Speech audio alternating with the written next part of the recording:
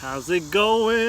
In today's video I want to talk about why the emphasis on fruits and vegetables. Fruits somewhat limited, vegetables eat as many as you freaking want, on the Paleo AIP diet. And the main reason that people recommend that is phytochemicals, right? And all the little micronutrients, phytochemicals, antioxidants, the little things that vegetables and fruits have that you might not be able to get from somewhere else. And I know maybe a carnivore will have different point of view with that, and someone else will have different ideas on that, and someone who's doing keto. So I'm just gonna share what I read from here and my experience and my thoughts on that approach. So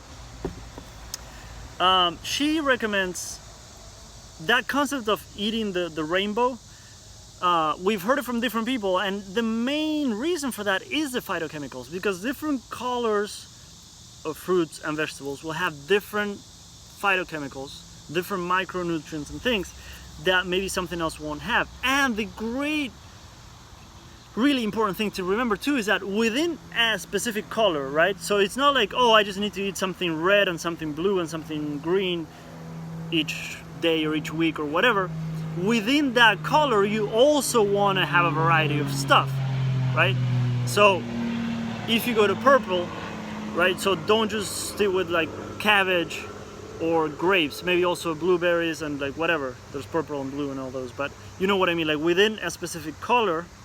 So if it's red and apples and whatever else, like make sure you're including variety within that color.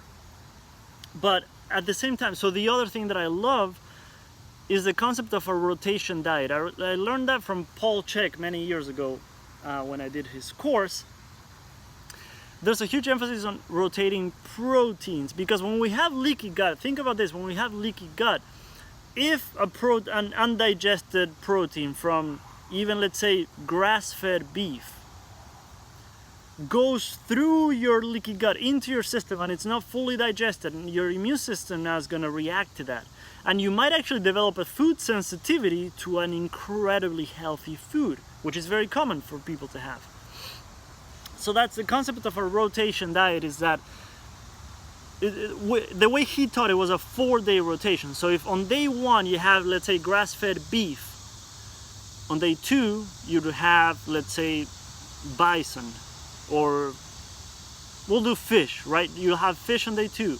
Day 3 you might have bison. Day 4 you might have something else. And you're rotating, so that maybe on day 5 you could have beef again. But it gives your immune system a little break if it's reacting to something, to not be so overstimulated by food sensitivities. So that's another reason why you want to eat the rainbow when it comes to vegetables and fruits. And you might want to consider that idea, like if you had cabbage and arugula and something else today, maybe have something else tomorrow and the next day and the next day, and then you go back on day 5 to maybe that combination that you had on day 1. I haven't come to a place where she talks about rotating foods. I don't know if that's recommended on the Paleo AIP. I'm still learning about it, but I'm just sharing my experience and my thoughts and ideas on this.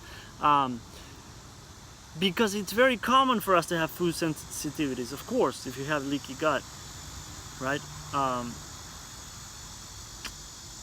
I think a lot of us struggle and don't even realize it. And me coming, so this time that I came into the Paleo AIP, I came from the carnivore diet. So when you start to reintroduce vegetables and fruits, sometimes it might be a little tough on your system. So what was beneficial for me in that case, it was realizing, like, yeah, I don't think I do well with that. Like beets, I don't think I do well with beets. And I fucking love like just shredded beets and carrots, shredded, and adding olive oil, apple cider vinegar.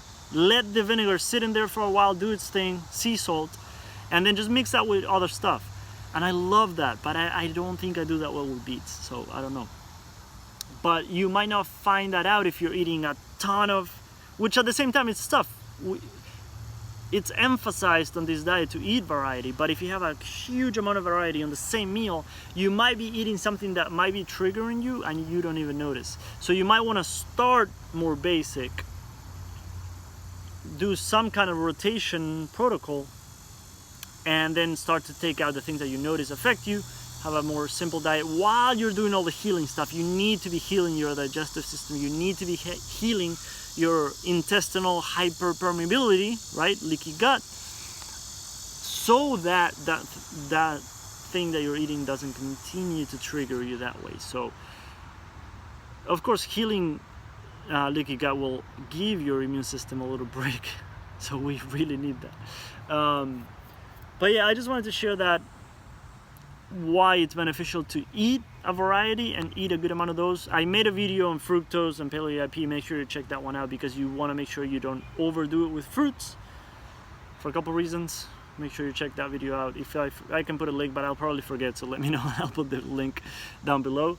Yeah, I hope that helps. If you have any questions, let me know, and let me know about your experience with that. Do you have a lot of vegetables that trigger you, that you don't feel well when you eat them? Do you have vegetables that you notice do really well with your system? Let me know, please. I would love to hear from you and learn from you, because I'm still learning and experimenting and trying things out. So it would actually help me a lot. It will help anyone in the community that will come across this video in the future. So thank you so much. If this helped in any way, please give it a thumbs up, subscribe. So much more coming. Have an amazing day.